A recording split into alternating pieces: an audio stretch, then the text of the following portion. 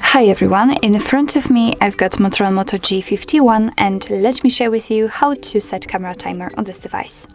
So first of all, let's open the camera app, and since we are in the standard photo mode, we can take a look at this section with the icons, and on the second position from the right we've got the timer option.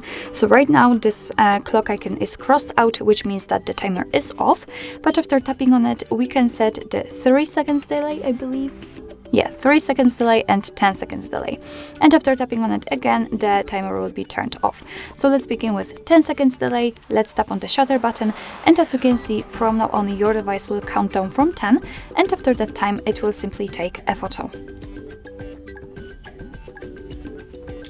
Alright, the same situation with the 3 seconds delay, but of course right now it is counting down from 3. And now we can turn off it just by setting this icon, and as you can see, your device will take photos right after touching the shutter button.